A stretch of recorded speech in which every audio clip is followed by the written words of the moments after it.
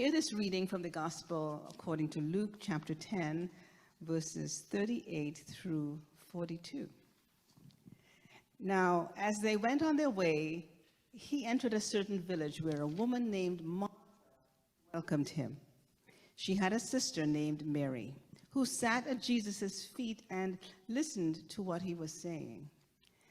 But Martha was distracted by her many tasks.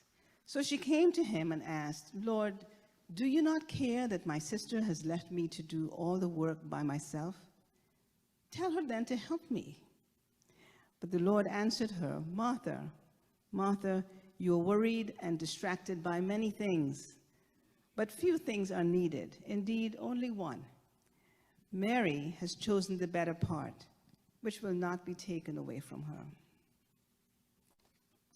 The word of God for the people of God.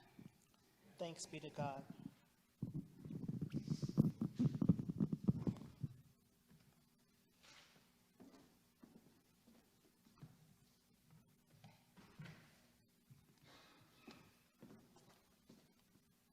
Are you a Martha or are you a Mary?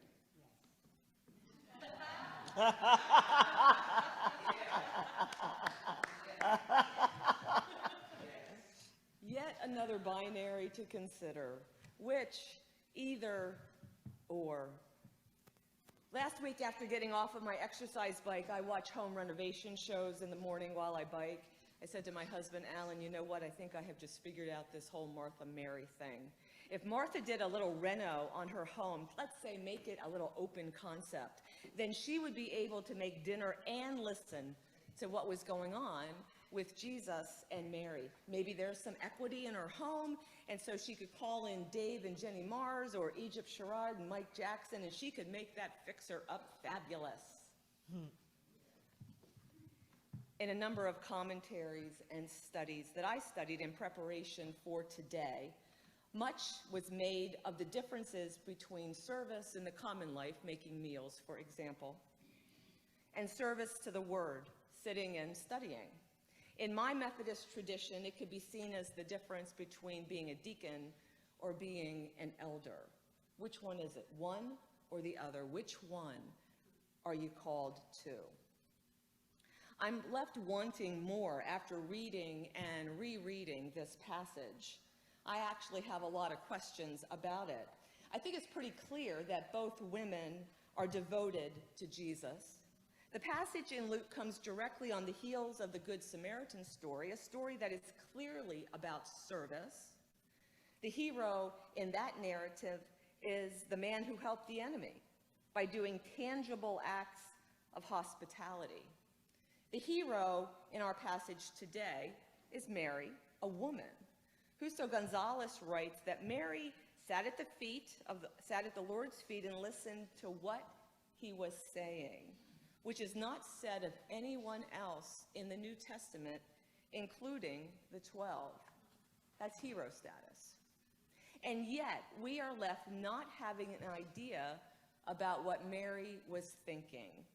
She says nothing in the passage, and we're left wondering what Martha did after Jesus pointed out her distracted mind. Did she put the pot holders down and have a seat? And the next verse, after Jesus says that Mary has chosen the better way, well, he's in a different spot praying while the disciples are asking him how they are supposed to pray. So we have these 5 verses sort of plopped down in the middle of Luke with not a lot of continuity before or after to get clues. In my work in pastoral care at Grandview Church, I often listen to stories that are truly partial stories. I get a glimmer or a snippet, a perspective on a particular day, at a particular time, about a particular situation from a particular person who shares that with me. Now, I know that there's usually much more to the story.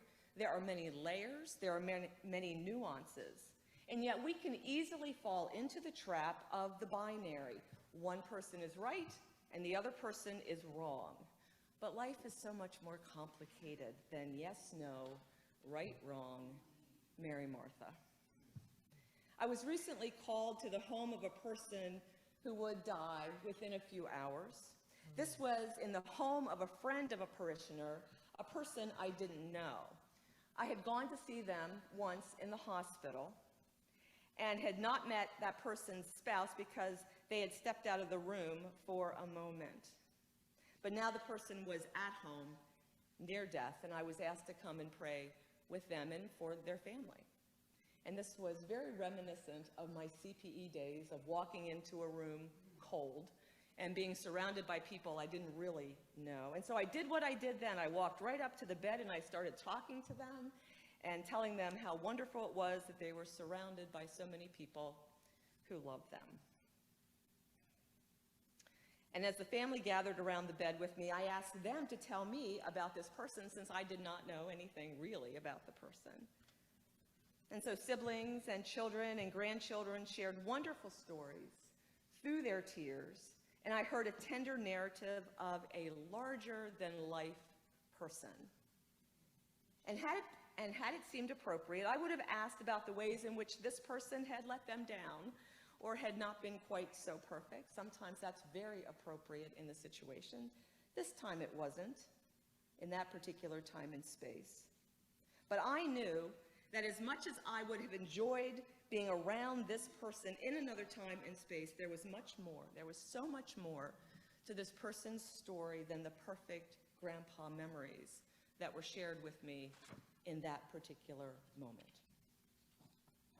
An article written in the February issue of the Christian Century entitled "Teaching Ministry Students to Ask Beautiful Questions" explained double listening.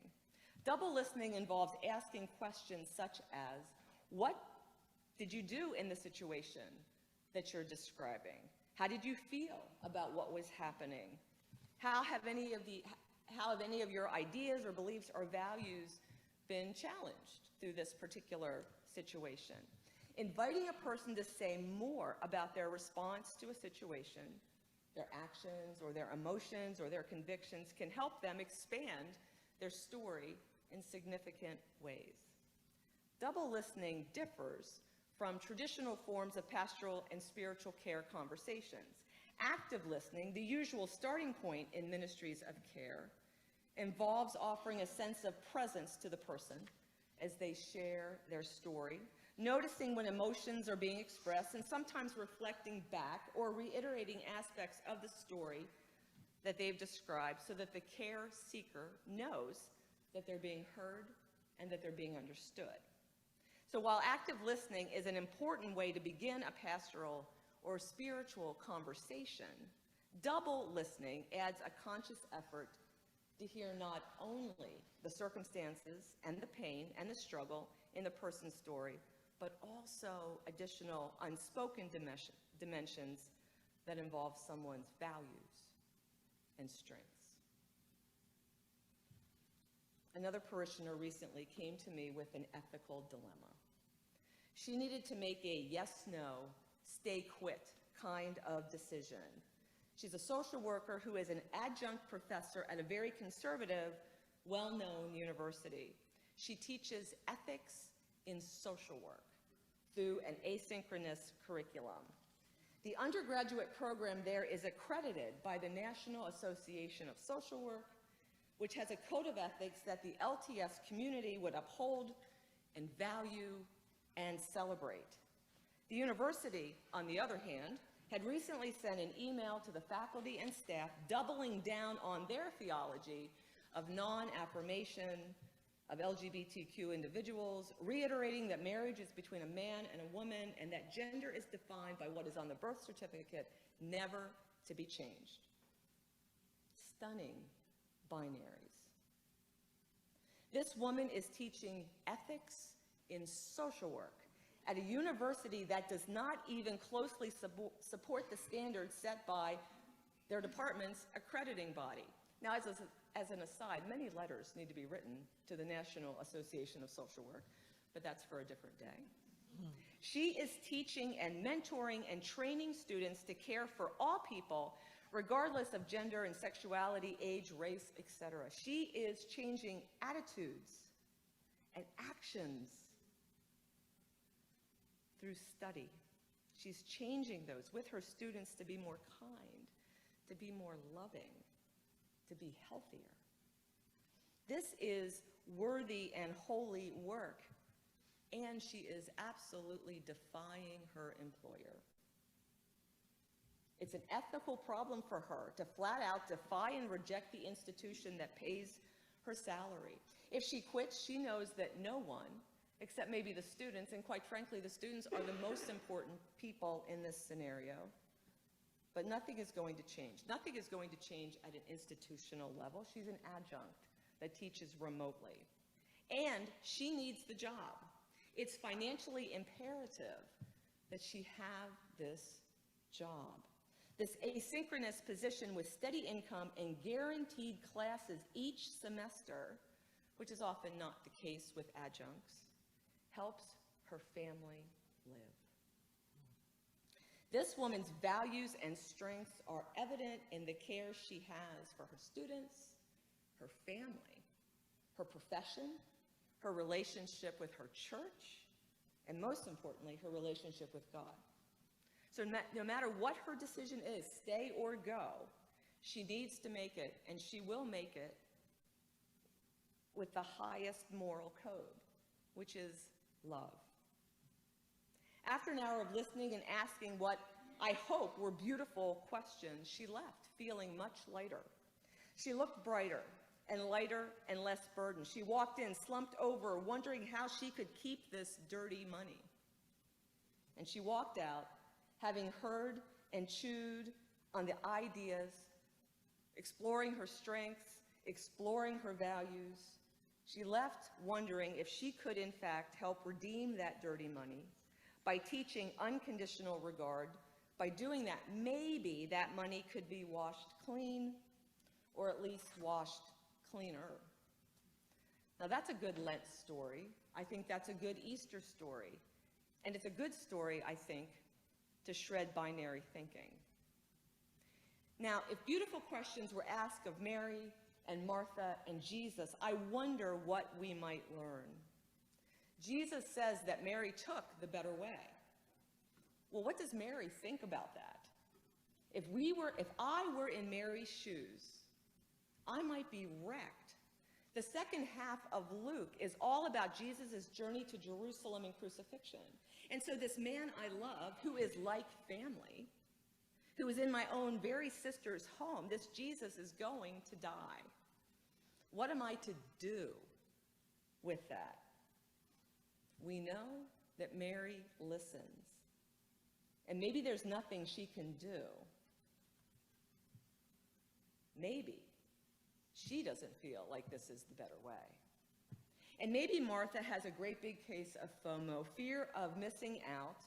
She owns the house and wants Jesus to feel welcomed. But I bet she knows it's not about the food. It's not about the task at hand.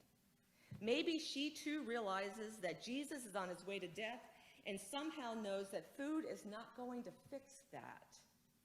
Maybe she does not want to be alone in this despair, preparing a meal that doesn't actually fill or fulfill any hunger that she knows or that anybody else in the home knows. Maybe she needs her sister to be with her, just needs her sister. And maybe she doesn't know how to ask that and asks in a way that many people do. Tell him to tell her to tell me. And then Jesus. This man with followers who don't really understand what's happening or what is about to happen, who really don't get him.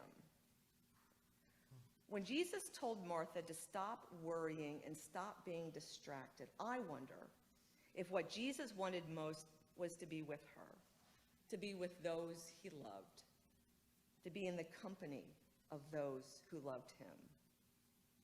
I don't think he wanted to be with one or the other. I don't think that he favored Mary over Martha. I think he wanted to be with both of them. Maybe he even knew that these two sisters were going to need each other for a very long time and wanted them to be together with him. Martha and Mary would need each other long after the meal, long after the conversation, long after he left their home to journey to Jerusalem. Martha, Martha, there's only need of one thing. And Jesus doesn't say what that one thing is. But in asking beautiful questions, often the beautiful answer has a lot to do with love. It could be a high moral code. It could be in one's very soul.